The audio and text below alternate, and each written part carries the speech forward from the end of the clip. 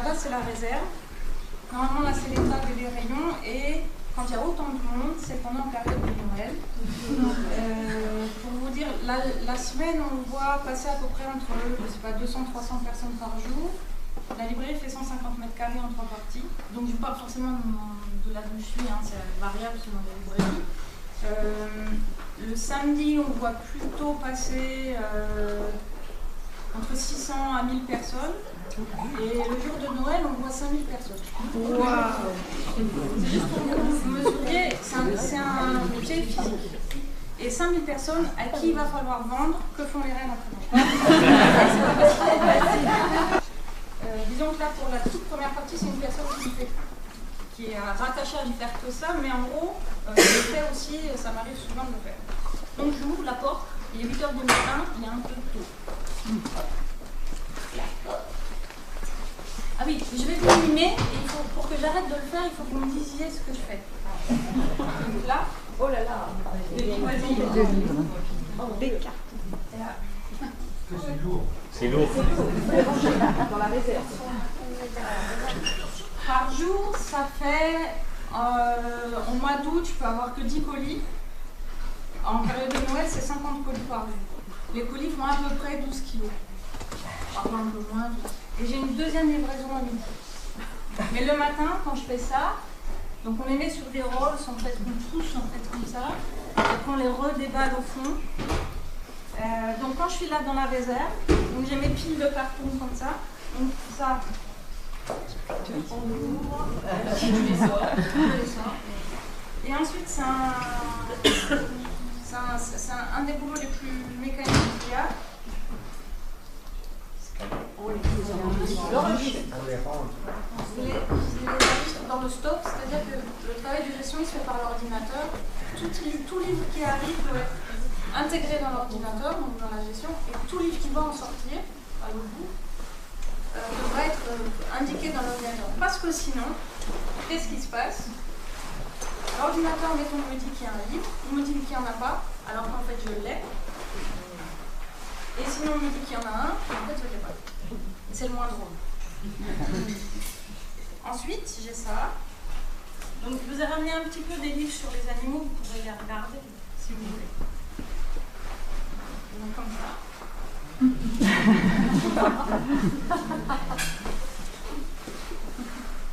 On les range.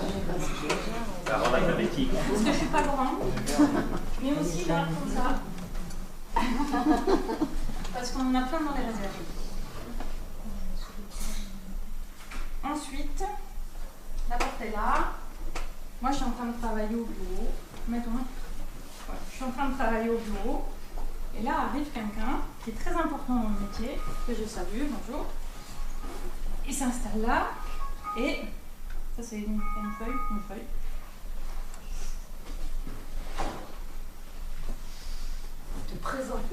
Le représentant. Et ça, c'est le représentant. Alors, le représentant, il est entre l'éditeur et moi. C'est lui, il voit souvent, il a plusieurs éditeurs. Et régulièrement, chaque éditeur lui présente tous les livres qui vont paraître. La majeure partie d'entre eux ne sont pas fabriqués. Pour une grande partie d'entre eux, ne sont pas écrits. Qui n'ont pas forcément été écrits. C'est pas toujours, mais il y a des livres qui ne sont pas encore écrits. Mais donc l'éditeur présente à tous les représentants qui circulent dans toute la France et qui, donc, on dit, vont visiter les librairies pour présenter leur programme sur 2 à 3 mois à peu près. Et il vient dans la librairie, l'éditeur vient voir le représentant, ils ont des réunions, ça dure 2, 3, parfois une semaine, et il leur dit, moi je vais sortir un livre dans 3 mois, c'est un roman, c'est un auteur contemporain, voilà. Il lui présente le bouquin, ce que vient de faire Jeanne. Moi, je n'ai pas l'éditeur en direct, j'ai le représentant, qui donc lui a eu, et quand il me montre les feuilles, il y a une trentaine, entre 10 et 30 titres par feuille, et parfois j'ai 5 feuilles à 4 recto verso. Et on a un quart d'heure. Et donc tout ce que j'ai, c'est des codes barres, le nom de l'auteur, le titre, parfois provisoire, parfois pas de titre, ça arrive. Et ensuite, j'ai l'éditeur et éventuellement le prix. Et donc, j'ai des listes comme ça, et cette personne-là, le représentant, ou la représentante, bien sûr, va me demander combien moi je vais en acheter. Donc lui, il va me présenter un livre qu'il n'a pas forcément lu. Parfois, si on voit la version sympathique, c'est il a vu l'auteur, par exemple Olivia, est venue accompagner l'éditeur à la réunion des représentants pour présenter son roman qu'elle a écrit. Ça, c'est la version, c'est super. Parce que là, le représentant, quand il m'en parle, il me dit c'est une auteure formidable. Elle parle à merveille, elle peut faire plein de choses, voilà. Et son roman va raconter ceci ou cela. Mais c'est pas toujours ça. Le représentant, il n'a pas pu lire tout ça parce qu'il avait 1 mois pour lire peut-être une centaine de livres facilement.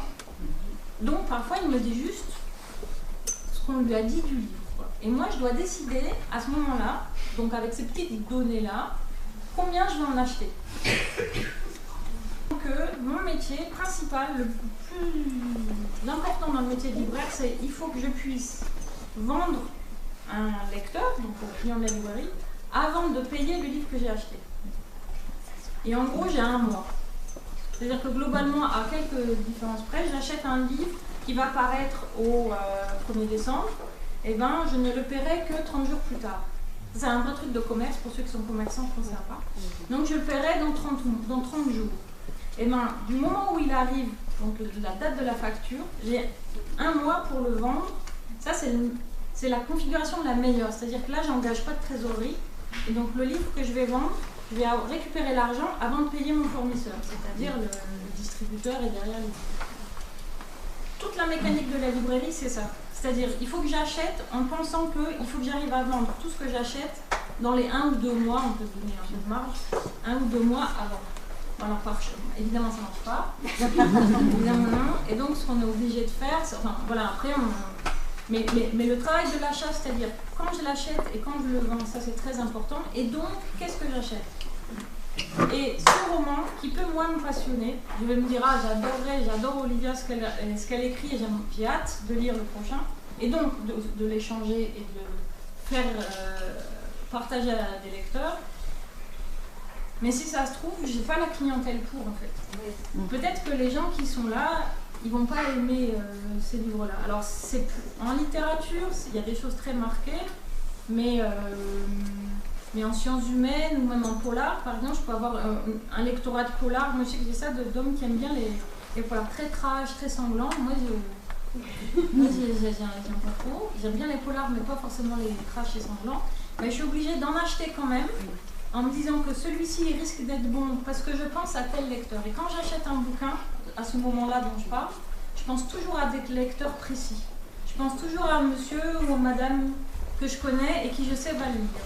En tout cas, je m'aide beaucoup là-dessus. Des retours, est-ce que les livres que tu commandes, tu as le droit de les retourner si tu en as commandé trop, ou est-ce que tu les stockes et ça fait partie du temps de ta trésorerie? Dans le contrat, justement avec la nouveauté, c'est-à-dire que moi je m'engage à prendre les livres, pas tous, par un, donc voilà, une certaine masse de livres que je prends systématiquement.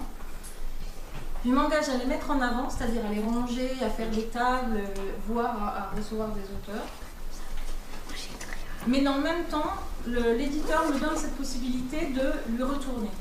Jusqu'à il y a 5 ans à peu près, on pouvait les retourner seulement au bout de 3 mois et avant qu'il y ait un an d'existence.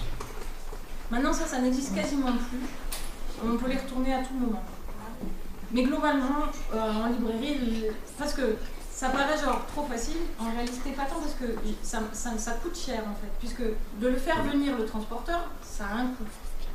Déjà le temps passé pour choisir, ça a un coût. Après le faire venir, ça a un coût. Et le retourner, c'est à ma charge, c'est-à-dire le coût de faire le carton, et puis ensuite le transport, il est à ma charge. Donc, et puis le temps d'immobilisation d'un livre, le temps qu'il a passé à la place d'un autre qui aurait pu se vendre à sa place, il m'a coûté de l'argent. Donc tout livre que je n'arrive pas à vendre a un coût pour moi. Donc c'est pas malin. Donc c'est là où l'achat il est vraiment important, c'est qu'il faut être malin à ce moment-là. Parce que si on se dit, oh bah c'est pas grave, dans ce cas-là je prends 20 exemplaires de tout quoi.